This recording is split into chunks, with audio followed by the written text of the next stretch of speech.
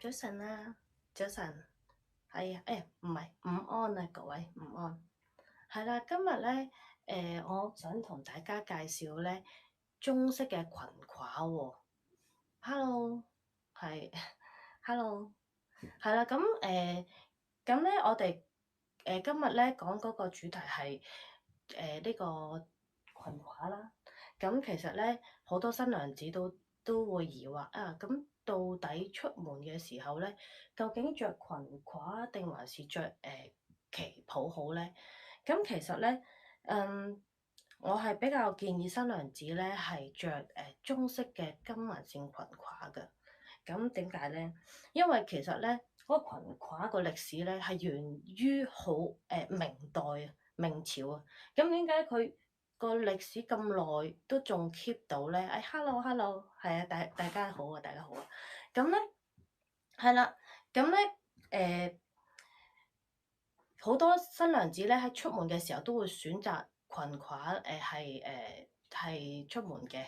咁咧點解啊？因為咧其實咧著中式裙褂咧，其實佢一路有佢嘅一個寓意啦，寓意新娘子啦多子多福啦，同埋咧係其實影相啦，同埋出門嘅時候咧都非常之方便嘅。咁咧，所以咧，我今日想同大家介紹咧，其實中式裙褂有五個款式嘅，大概五個級別嘅。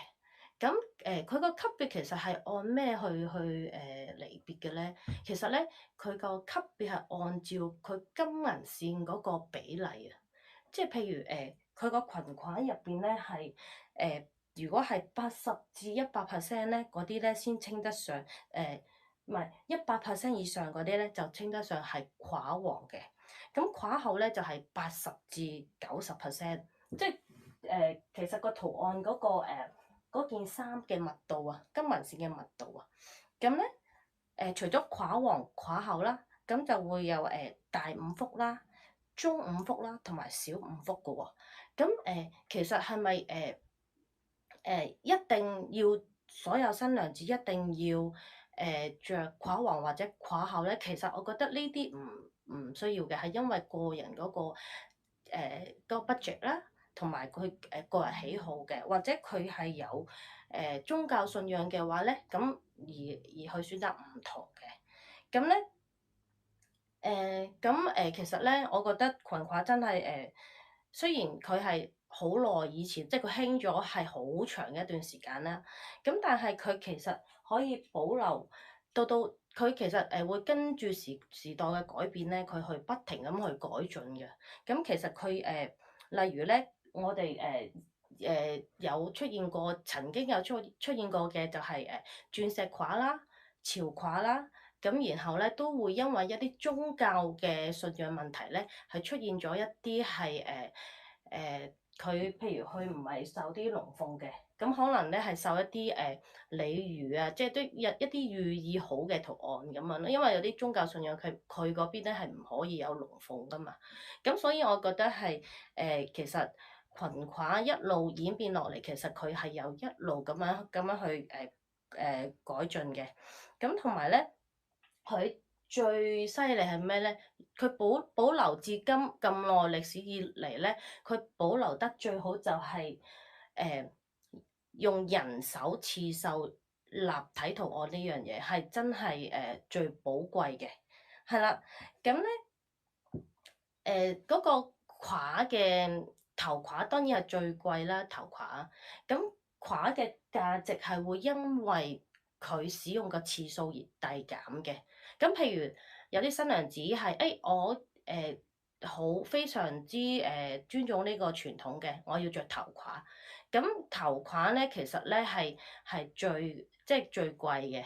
咁同埋咧頭褂咧嗰個需要個時間咧係如果你需要訂頭褂嘅新娘子咧，就要1年前去準備啦。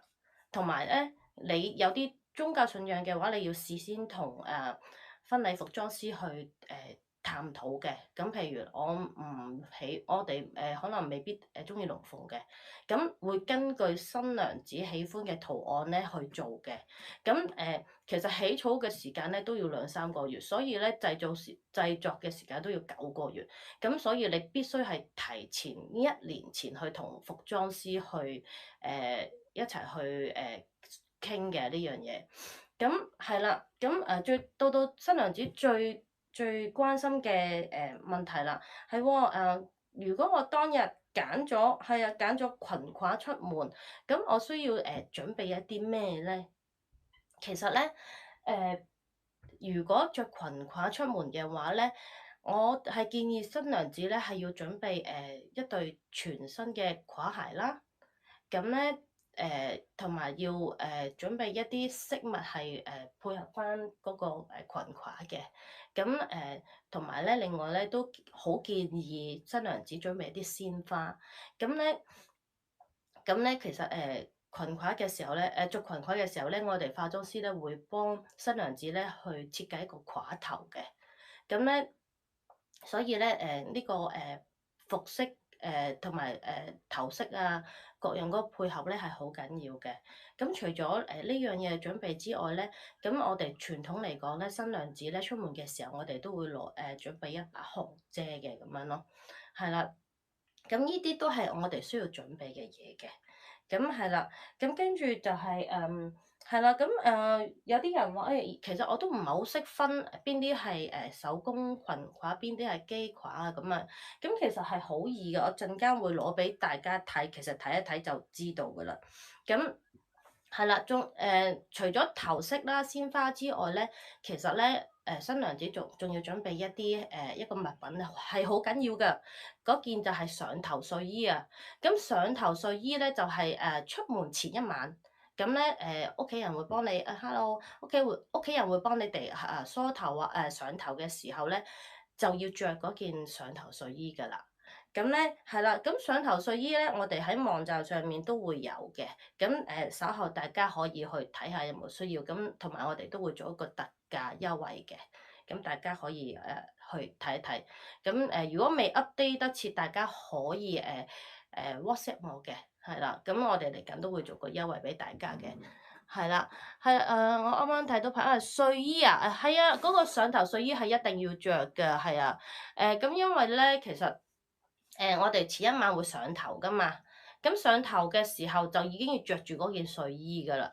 咁其實都係一啲非常好嘅寓意嚟嘅，咁樣咯，係啦。咁結婚當日咧，咁通常我哋會着住嗰件睡衣啦，咁然後媽咪咧係親自係幫新娘子去着呢件褂嘅，咁都係一個媽咪對呢個新娘子嘅祝福嚟嘅，係啦，係非常之好嘅寓意。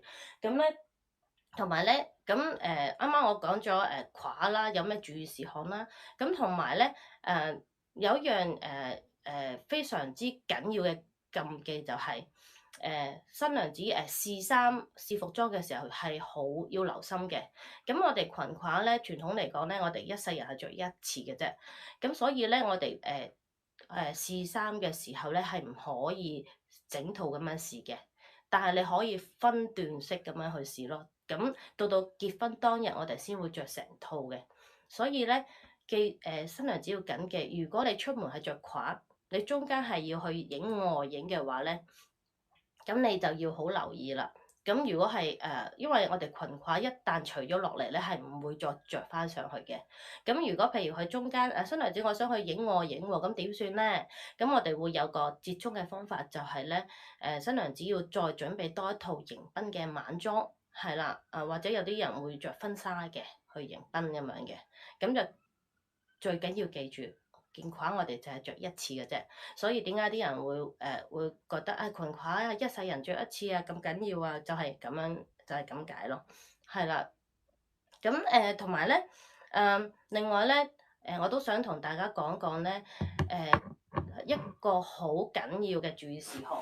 咁譬如如果新娘子唔小心喺婚禮過程之中咧，係整污糟咗件衫咧，咁其實大家可以可以點做咧？